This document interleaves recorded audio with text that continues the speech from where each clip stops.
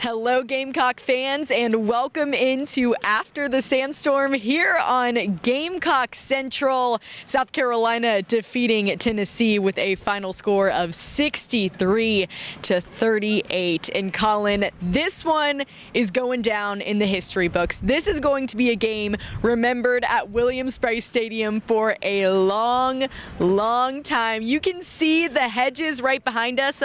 They're torn down. What hedges? Yeah, what hedges? Because South Carolina's student section rushed the field. A night to remember here at Williams-Brice Stadium. Yeah, we're surrounded by a bunch of trash and I mean just a wasteland at this point given what happened. Domination from the jump, and I've covered this team for a while now. I wasn't here for what people call the glory years, but this was probably one of the 5 to 10 best wins in program history, and a signature win for Shane Beamer in year 2 to try and build some momentum on. But they dominated from the jump, and can't say enough about the resiliency after laying a dud against Florida. To come out here and do this is pretty special for this program. Nobody picked South Carolina to win. If you did, comment down below, let us know, because I don't know anybody that picked South Carolina to win this game. You did. If you can prove to me that you picked it before 7:30 on Saturday night, I will Venmo you $5. Right here, right now, I will Venmo you $5. $5. He's a big spender, everybody. Thank you, Collyn, for that. But yeah, nobody picked South Carolina to win this game. They come out and, like you said, they dominate. And so much of that thanks to Spencer Rattler. He's received his share of hate this season, but tonight, 438 yards, 6 touchdown passes, 30 of 37. He had the game of his career so far. He said in his press conference, it's his favorite game of his career. What can you say about his performance tonight and how much it vaulted the Gamecocks offense? I mean, for at least one night, he looked like a Heisman contender. I mean, that was as good a performance. I mean, you can make the argument it's one of South Carolina's best quarterback performances in program history, given the stage, given the numbers, given everything that went along with it. And he commanded this offense to over 600 yards. He just looked in control of everything. Some of the throws he was making were they were special throws.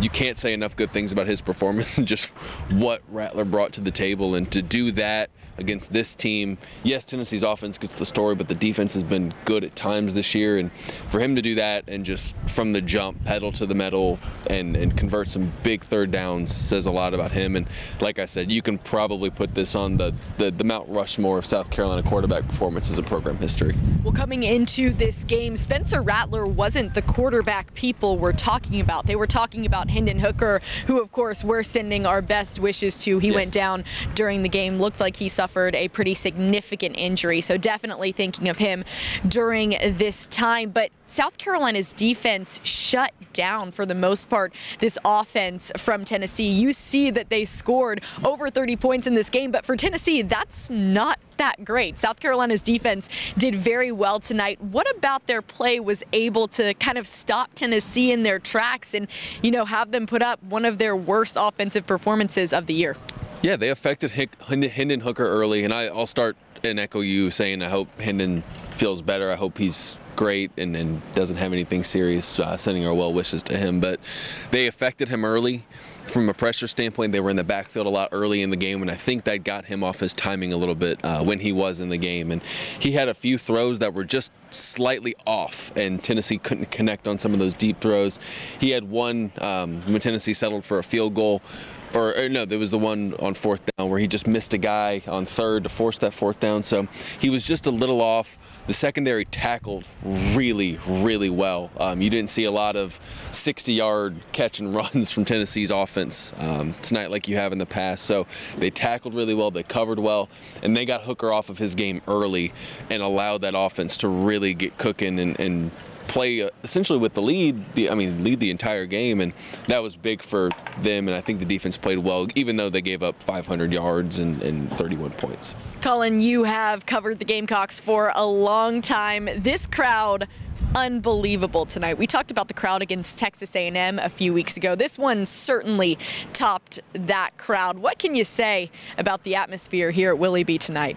It was great. It was deserved. Even if South Carolina had lost this game, I would have said that these seniors needed to go out with a good crowd, and they did, and they went out with a hell of a win too. So it was a great crowd. The student section was here in full force. They stayed the entire time.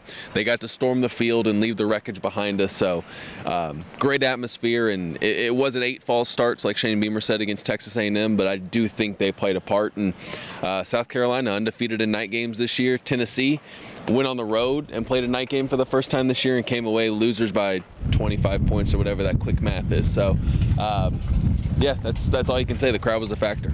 63-38, the final score here from Williams-Brice Stadium. Final home game of the year for the South Carolina Gamecocks. What a way for the seniors to go out. Collyn, it's been fun here at Willie B this year. Definitely going to miss it, but excited for next week as South Carolina heads to Clemson to take on their rivals, the Clemson Tigers, at 12 p.m. You ready for that 5 a.m. wake-up call for the 12 kickoff? I am, and I do want to say before we go how much I've appreciated your work here and how much we still got 2 more games to go, but how much fun it's been to cover games Williams-Brice with you in the press box. Well, that's very sweet. Thank you, Collyn. You've been amazing. Michael Sauls has been amazing. This is his last game here as well. I'm sorry, you're probably going to watch this and get mad at me. We love Michael Sauls. He's the best as well. Thank you to all of you so much for tuning in to this edition of After the Sandstorm. South Carolina taking down the number 5 team in the nation, the Tennessee Volunteers, tonight in Week 12 of college football action. He's Collyn Taylor. I'm Kendall Smith. This has been After the Sandstorm here on Gamecock Central.